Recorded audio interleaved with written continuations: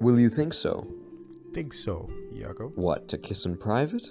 An unauthorized kiss. Or to be naked with her friend in bed an hour or more, not meaning any harm?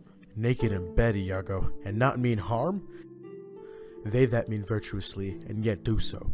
The devil their virtue tempts, and they tempt heaven. If they do nothing, 'tis a venial slip. But if I give my wife a handkerchief,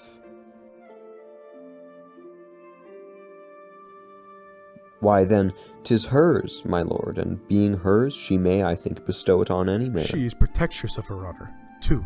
May she give that? Her honor is an essence that's not seen. They have it very oft that have it not. But for the handkerchief... By heaven, I would most gladly have forgot it. Thou saidst so, it comes o'er my memory, as doth the raven o'er the infectious house, boding to all, he had my handkerchief. Aye, what of that? That's not so good now. What if I had said I had seen him do you wrong, or heard him say, as knaves be such abroad, who, having by their own importunate suit, or voluntary dotage of some mistress, convinced or supplied them, cannot choose, but they must blab. Hath he said anything? He hath, my lord, but be you well assured, no more than he'll unswear. What hath he said? Faith that he did, I know not what he did. What? What? Lie. With her? With her, on her, what you will. Lie with her? Lie with her? We say lie on her when they belie her. Lie with her. Zounds! That's fulsome. Handkerchief. Confessions. Handkerchief. To confess and be hanged for his labor. First to be hanged and then to confess. I tremble at it. Nature would not invest herself in such shadowing passion with some instruction. It is now words that shakes me thus. Pish. Noses. Ears. And lips. Is it possible? Confess. Handkerchief. Oh, devil! Work on, my medicine, work. Thus credulous fools are caught, and many worthy and chaste dames even thus, all guiltless, meet reproach. What ho, my lord, I say, Othello. How now, Cassio? What's the matter? My lord has fallen into an epilepsy. This is his second fit. He had one yesterday. Rub him about the temples. Nah, forbear. The lethargy must have his quiet course. If not, he foams at mouth, and by breaks out to savage madness. Look, he stirs. Do you withdraw yourself a little while, he will recover straight. When he is gone, I would on great occasion speak with you. How is it, General? Have you not hurt your head? Dost thou mock me? I mock you not, by heaven. Would you would bear your fortune like a man. A horned man's a monster and a beast. There's many a beast, then, in a populous city, and many a civil monster. Did he confess it? Good sir, be a man. Think every bearded fellow that's but yoked may draw with you. There's millions now alive that nightly lie in those unproper beds which they dare swear peculiar. Your case is better. Oh, 'tis the spite of hell, the fiend's arch mock, to lip a wanton in a secure couch, and suppose her chaste. No, let me know, and knowing what I am, I know what she shall be.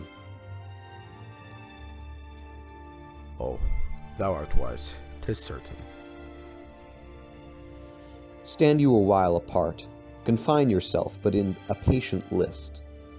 Whilst you were here, o'erwhelmed with your grief, a passion most unsuiting such a man, Cassio, came hither. I shifted him away, and laid good excuses upon your ecstasy, bade him anon return, and here speak with me, the which he promised. Do but encave yourself, and mark the fleers, the gibes, and notable scorns that dwell in every region of his face. For I will make him tell the tale anew, where, how oft, how long ago, and when he hath and is again to cope your wife. I say, but mark his gesture. Marry, patience, or I shall say you're all in spleen, and nothing of a man. Dost thou hear, Iago? I will be found most cunning in my patience, but dost thou hear, most bloody? That's not amiss, but yet keep time in all. Will you withdraw?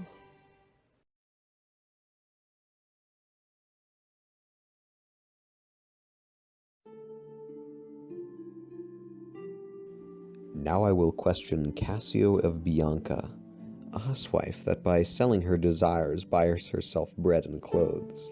It is a creature that dotes on Cassio, as 'tis the strumpet's plague to beguile many and be beguiled by one. He, when he hears of her, cannot restrain from the excess of laughter. Here he comes. As he shall smile, Othello shall go mad, and his unbookish jealousy must construe poor Cassio's smiles, gestures, and like behaviors quite in the wrong. How do you, Lieutenant? The worser that you give me the addition, whose want even kills me. Ply Desdemona well, and you are sure on't. Now, if this suit lay in Bianca's power, how quickly should you speed? Ha ha ha ha! Alas, poor caitiff. Look how he laughs already. I never knew woman love man so. Alas, poor rogue. I think I faith she loves me.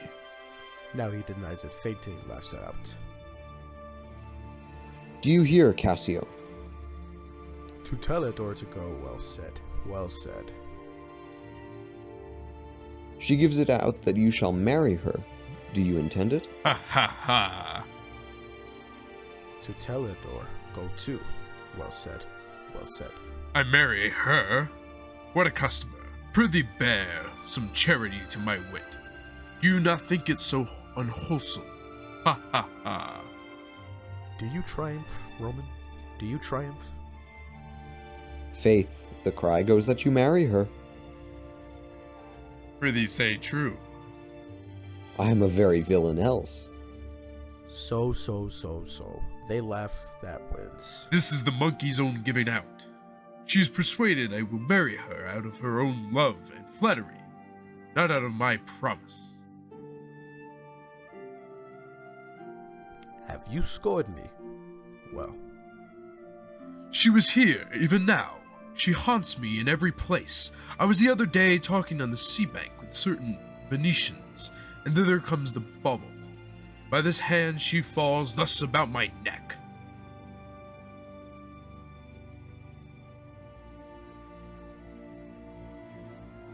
Iago beckons me.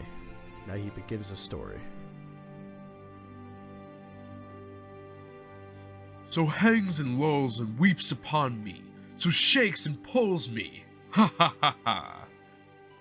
Crying, oh dear Cassio, as it were his gesture reports it.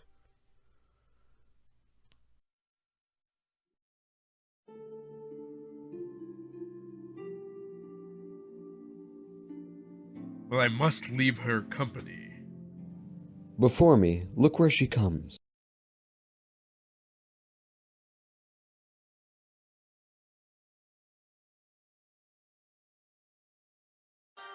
After her, after her. Faith, I must. She'll rail in the streets, else. Will you sup there? Faith, I intend so. Well, I may chance to see you, for I would very fain speak with you. Prithee, come, will you? Go to, say no more.